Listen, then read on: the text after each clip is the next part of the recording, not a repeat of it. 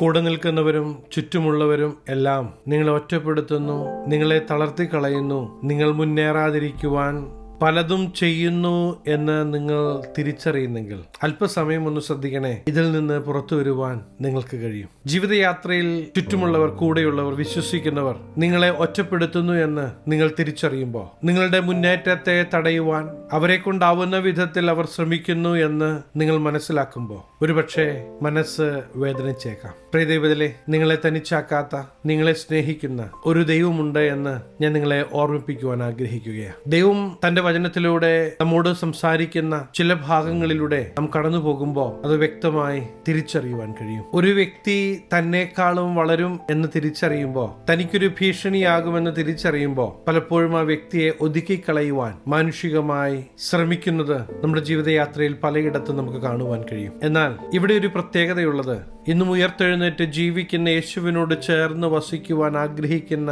പ്രിയദൈവത്തിലെ, നിങ്ങളുടെ ജീവിതയാത്രയിൽ തനിച്ചാക്കാത്ത, നിങ്ങൾക്ക് വേണ്ടി പ്രവർത്തിക്കുന്ന, ഇന്നും ജീവിക്കുന്ന ഒരു ദൈവമുണ്ട് എന്ന് മറന്നു പോകരുത്. നാം ദൈവവചനം എടുത്ത് പഠിക്കുമ്പോൾ ദൈവം തനിക്ക് കാണിച്ച ഒരു ദർശനം തന്റെ സഹോദരന്മാരോട് പറയുക എന്ന ഒറ്റ തെറ്റ് മാത്രമേ യോസഫ് ചെയ്തിട്ടുള്ളൂ എങ്കിലും ആ യോസഫിന്റെ ദർശനം നടക്കാതിരിക്കുവാൻ സ്വന്തം സഹോദരന്മാർ തങ്ങളെ കൊണ്ട് ആവുന്നതെല്ലാം ചെയ്യുന്നത് നമുക്ക് കാണുവാൻ കഴിയും. എന്നാൽ തനിക്കെതിരെ സ്വന്തം സഹോദരന്മാർ ചെയ്തതെല്ലാം ദൈവം അവിടെ നന്മയ്ക്കായി കൂടി വ്യാപരിപ്പിക്കുന്നത് നമുക്ക് കാണുവാൻ കഴിയും. ദൈവശബ്ദം കേട്ട് മുന്നേറുന്ന ഒരു ദൈവ പൈതലിന്റെ പ്രത്യേകത, പ്രതിസന്ധികൾ എത്ര വലുതാണെങ്കിലും, മുമ്പിലുള്ള വിഷയം നിങ്ങളെ തകർക്കുമെന്ന് തോന്നിയാലും, സാഹചര്യങ്ങളെല്ലാം പ്രതികൂലമാണ് എങ്കിലും ഒരു കാര്യം ഉറപ്പിക്കാം, ഈ വിഷയങ്ങളിൽ നിങ്ങൾ പട്ടുപോകുകയില്ല. ഇതിൽ നിന്ന് വിജയാളിയായി നിങ്ങൾ പുറത്തു വരിക തന്നെ ചെയ്യും. അതൊരു പ്രധാന കാരണം യേശു കൂടെയുണ്ട് എന്നുള്ളത് കൊണ്ടാണ്. അതെ, സ്വന്തം രക്തം കൊടുത്ത് വിലയ്ക്ക് വാങ്ങിയ തന്റെ മകളെയും മകനെയും ഒരിക്കലും തനിച്ചാക്കുവാൻ ആഗ്രഹിക്കാത്ത ഒരു ദൈവമുണ്ട് എന്ന് മറന്നു പോകരുത്. എന്റെ കൂടെ ആരുമില്ല എന്നല്ലേ നിങ്ങൾ പറയുന്നത്? നിങ്ങൾ നോക്കുമ്പോൾ ഒരുപക്ഷെ അത് ശരിയുമായിരിക്കും. എന്നാൽ ആരും കൂടെയില്ല എങ്കിലും നിങ്ങളെ വിളിച്ച ദൈവം നിങ്ങളെ കൈവിടുകയില്ല എന്ന് ഒന്ന് ഉറക്കേണ്ടത് ആവശ്യമാണ്. മറ്റുള്ളവർ പറഞ്ഞ ചില വാക്കുകൾ കേട്ട് മനസ്സ് മടുത്ത് ഇനി മുന്നോട്ട് പോകാൻ എന്നെ കൊണ്ട് പറ്റുകയില്ല എന്ന് നിങ്ങൾ തന്നെ പറഞ്ഞ് മാറി നിൽക്കുന്ന നിങ്ങളോട് ഇന്ന് ഓർമ്മിപ്പിക്കാനുള്ളത്, ആരൊക്കെ തള്ളിക്കളഞ്ഞാലും, ആരൊക്കെ മാറ്റി നിർത്തിയാലും, മാറ്റി നിർത്താത്ത, നിങ്ങൾക്കായി പ്രവർത്തിക്കുന്ന, ജീവിക്കുന്ന ദൈവത്തിന്റെ പ്രവൃത്തി നിങ്ങൾ വിശ്വസിക്കുന്നെങ്കിൽ ഈ ദിവസങ്ങൾ നിങ്ങളുടെ ജീവിതയാത്രയിൽ നിങ്ങൾ കാണുവാൻ പോകുകയാണ്. യേശുക്രിസ്തുവിന്റെ ക്രൂശീകരണ സമയത്ത് ഭയപ്പെട്ടുപോയ ശിഷ്യന്മാരുടെ അടുക്കൽ കടന്നു വന്ന് ഭയപ്പെടേണ്ട എന്ന് പറഞ്ഞ് ആശ്വസിപ്പിക്കുന്ന യേശുവിനെ നമുക്ക് കാണുവാൻ കഴിയും. മാത്രമല്ല, ഞാൻ പിതാവിന്റെ അടുക്കിലേക്ക് പോകുന്നത് കൊണ്ട് ഞാൻ ചെയ്തതിലും അധികം ചെയ്യുവാൻ വിശ്വസിക്കുന്ന നിങ്ങൾക്ക് അധികാരം തരുന്നു എന്ന് പറയുന്ന ഭാഗം യോഹന്നാന്റെ സുവിശേഷം 14-ാം അധ്യായം 12-ാമത്തെ വാക്യത്തിൽ കാണുവാൻ കഴിയും. പ്രിയദൈവത്തിലെ, നിങ്ങൾ ഇന്ന് യേശുവിൽ വിശ്വസിക്കാൻ തയ്യാറാണെങ്കിൽ ഞാനൊരു കാര്യം ഉറപ്പ് പറയാം, സാധ്യതകളും സാഹചര്യങ്ങളും അല്ല നിങ്ങളുടെ നാളെയെ തീരുമാനിക്കുന്നത്. നിങ്ങളുടെ നാളെയെ തീരുമാനിക്കുന്നത് കൂടെയുള്ള ദൈവത്തിന്റെ സാന്നിധ്യമാണ്. അതെ, നിങ്ങളെക്കുറിച്ചുള്ള ദൈവിക പദ്ധതികളാകും ഈ ദിവസങ്ങൾ നടക്കുവാൻ പോകുന്നത്. ഒന്ന് വിശ്വസിക്കാൻ തയ്യാറാണോ? അങ്ങനെയെങ്കിൽ അതെ, ഞാൻ വിശ്വസിക്കുന്നു എന്നൊന്ന് പറയുവാൻ തുടങ്ങണം. എന്റെ ജീവിതത്തിൽ എന്റെ ദൈവത്തിന്റെ പ്രവൃത്തി കാണുമെന്ന് ഞാൻ വിശ്വസിക്കുന്നു എന്ന് പറയുവാൻ തുടങ്ങണം. നിങ്ങൾ പറയുന്നത് പോലെ തന്നെ ഈ ദിവസങ്ങളിൽ സംഭവിക്കുവാൻ പോകുകയാണ്.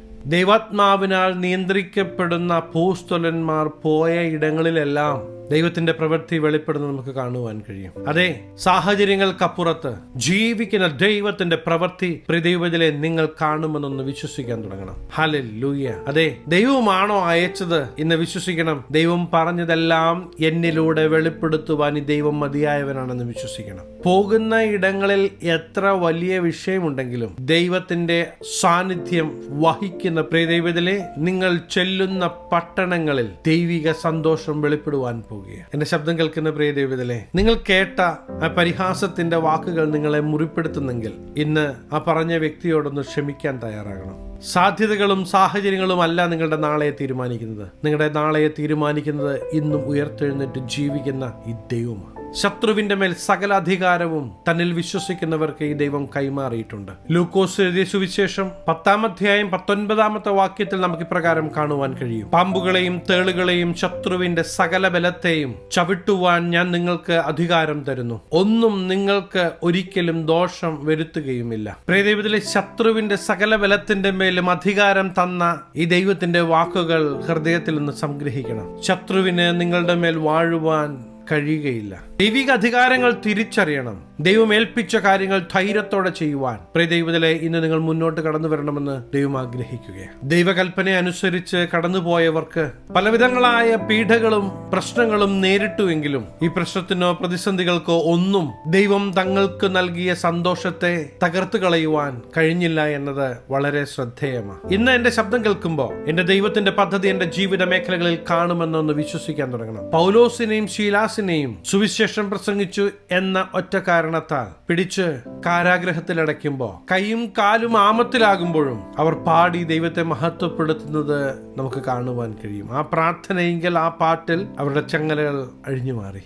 സാഹചര്യങ്ങളെ നോക്കി വിലപിക്കുന്ന അവസ്ഥയ്ക്കൊരു മാറ്റം വേണം. ഇന്ന് മുമ്പിൽ കടന്നു വന്നിരിക്കുന്ന സകല സാഹചര്യങ്ങളെക്കാളും വലിയവനായ യേശു കൂടെയുണ്ട് എന്നൊരു തിരിച്ചറിവും ഒരു ധൈര്യവും ഇന്നു മുതൽ നിങ്ങളുടെ ജീവിത മേഖലകളിൽ നിങ്ങൾ അനുഭവിക്കട്ടെ. ഇന്ന് വളരെ വ്യക്തമായ ദൈവം നിങ്ങളോട് സംസാരിക്കുകയാണ്. ഒരു സാഹചര്യത്തിനും ഒരു സാധ്യതകൾക്കും യേശു നിങ്ങളോട് കൂടെയുള്ളത് കൊണ്ട് നിങ്ങളെ ഒതുക്കുവാൻ കഴിയുകയില്ല. ഇന്ന് ദൈവം നിങ്ങളോട് സംസാരിച്ചിട്ടുണ്ടെങ്കിൽ ഈ ദൈവജനത്തിന് മുമ്പാകെ ഒന്ന് ഏൽപ്പിച്ചു കൊടുക്കാമോ? ദൈവമേ, ഞാൻ വിശ്വസിക്കുന്നു, അങ്ങയുടെ പ്രവൃത്തി ഞാൻ എൻ്റെ ജീവിതത്തിൽ കാണുമെന്ന് ഞാൻ വിശ്വസിക്കുന്നു. അങ്ങയുടെ കരത്തിൽ എന്നെ ഏൽപ്പിച്ചു തരുന്നു എന്ന് പറയുവാൻ നിങ്ങൾ തയ്യാറാണോ?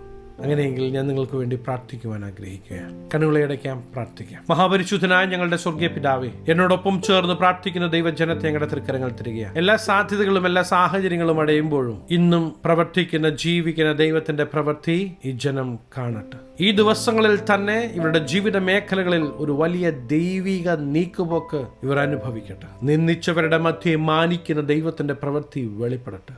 അനുഗ്രഹിച്ചു പ്രാർത്ഥിക്കുന്നു, അനുഗ്രഹമാകട്ടെ. സകലമാന മഹത്വം അങ്ങയ്ക്ക്, സകലവും നസ്രയനായ യേശു ക്രിസ്തുവിന്റെ നിസ്തുല്യ നാമത്തിൽ തന്നെ, ആമേൻ. പ്രിയദൈവത്തിലെ ഈ ചെറു സന്ദേശം നിങ്ങൾക്ക് അനുഗ്രഹമായെങ്കിൽ തീർച്ചയായും ഞങ്ങളെ അറിയിക്കണം. അനേകർക്ക് അനുഗ്രഹമാകേണ്ടതിന് സ്നേഹിതർക്ക് ഷെയർ ചെയ്യുക, ഫോർവേഡ് ചെയ്യുക. നിങ്ങൾ ഈ ചാനൽ ഇതുവരെയായിട്ടും സബ്സ്ക്രൈബ് ചെയ്തിട്ടില്ല എങ്കിൽ തീർച്ചയായും സബ്സ്ക്രൈബ് ചെയ്യണം. ദൈവം അനുവദിച്ചാൽ അടുത്ത ദിവസം നമുക്ക് വീണ്ടും കാണാം. Stay blessed.